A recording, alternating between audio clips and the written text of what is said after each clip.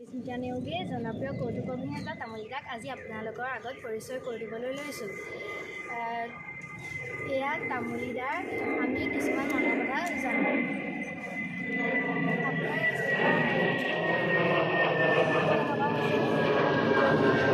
বিহু মানে এনেকুৱা বস্তুটো বিহু মানে এটা ক'বলৈ গ'লে আমাৰ অসমৰ এটা ডাঙৰ বিহু মানে কি আমি এটা ডাঙৰ বিহু এটা বাপুকী ধনৰ আমাৰ বাপুকী সকলৰ আমাৰ গোটেই অসমৰ এটা ডাঙৰ উৎসৱ। সেই উৎসৱৰ বিভাগ আছে। সেই বিহুটো এই ৰঙালী বিহু বুলি কয়। এইটো আজি মই বৰশিঙীয়া গাঁৱত আছোঁ, সৰু সুৰা প্ৰগ্ৰেম এটা কৰিবলৈ আহিছোঁ। কৌতুক অভিনেতা সকলো জনপ্ৰিয় চমক চেনেলত আছোঁ। বৰ্তমান আপোনালোকে মোবাইল মেলেজ বা নাম্বাৰ থাকিলে গম পাব।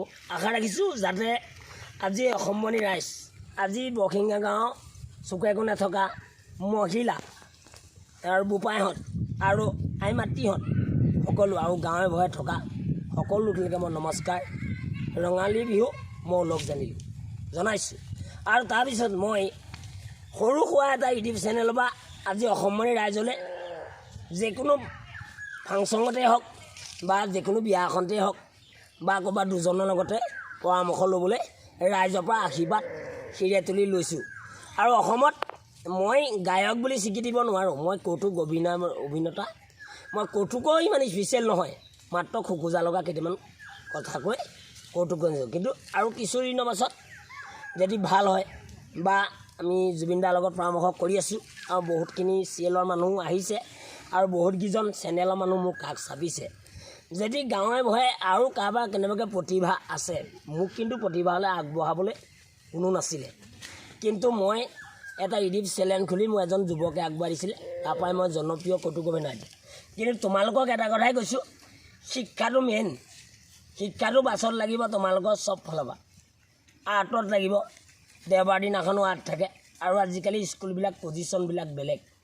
এটা গীত যদি গাব পৰা, এটা বৰগীতেই হওক বা এটা লোকগীতেই হওক বা আজি সমাজৰ মাজত যদি এষাৰ কথা দাঙিব পৰা হয়, তেতিয়া কি হয়, আমাৰ প্ৰতিভাবিলাক জুবিনক জনোৱাব পৰা হয় বা অসমমণি ৰাইজে জানি পোৱা হয়। কিন্তু মুখৰ ভিতৰতে গুণগুণাই থাকিলে সেই বস্তুটোত দিগদাৰ নহয় বা সেই বস্তুটোত জনপ্ৰিয় হ'ব নোৱাৰি। জনপ্ৰিয় হ'বলৈ হ'লে গোটেই কথাখিনি ডিটেইলছকৈ ক'ব পাৰিব লাগিব আৰু কথাখিনি আয়ত্ব কৰি চেনেলত মেলিব লাগিব বা প্ৰথমে সৰু সুৰা এটা ইউটিউব চেনেল মেলিব লাগিব। তাৰপিছত তোমাক মেলি দিয়াৰ লগে লগে তোমালোকে চেনেলবিলাক মাতিব লাগে, নিজে তোমাক লৈ যাব। তাৰপিছত তোমাক আগবঢ়াব। খালি প্ৰতিভাত আগ্ৰহ থাকিব লাগিব আৰু প্ৰতিটো কথা লোকৰ পৰাও শিকিব লাগিব। জানো বুলি চাজি মাৰিব নালাগিব।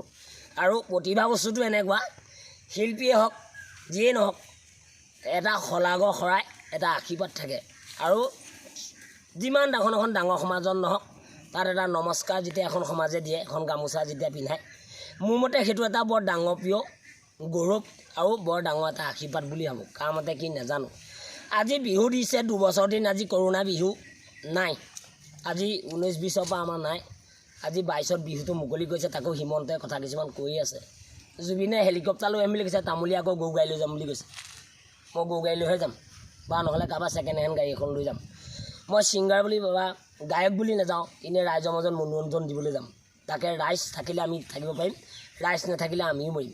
কিন্তু কৰোণা বস্তুটো এনেকুৱা হয়, কৰোণাই আমাক বিহু পাতিবলৈ নিদিলে।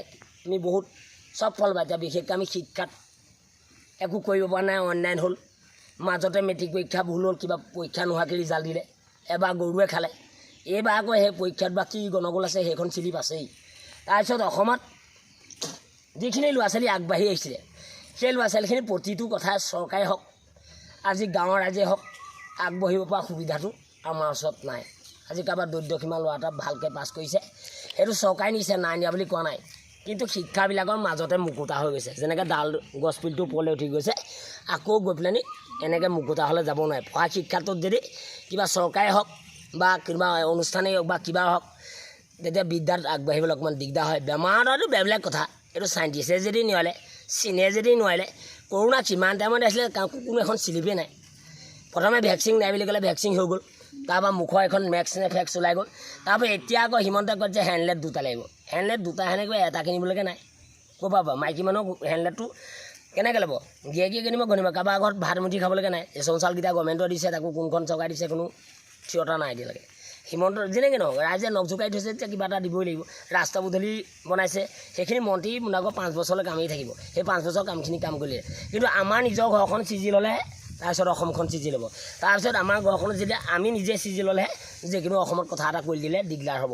এই দিগদাৰটোৰ কথা আগত বহুত ভুল বান্ধি, বহুত খোজ কঁঠাল, বহুত আইনৰ কথা, বহুতখিনি ৰুলৰ কথা ক'লেহে আমি আগবাঢ়ি যাব পৰা হ'ব। আজি খঙীয়া গাঁৱত মই এই কথাকেইটা কৈ ভণ্টিহঁতক বহুতখিনি মোৰ ফালৰ পৰা অভিজ্ঞতা আৰু তেওঁলোকৰ পঢ়া শুনা আগবাঢ়ক, তেওঁলোকৰ মনৰ কামনা পূৰ্ণ হওক, আৰু নতুন বছৰত তেওঁলোকে যি বিহু, যি আনন্দিত হৈছে বাপেক মাকৰ সদায় বুকত থাকিবলৈ আৰু আনন্দ দিবলৈ তেওঁলোকক ঈশ্বৰে শক্তি দিয়ক। নমস্কাৰ। জয় আই অসম।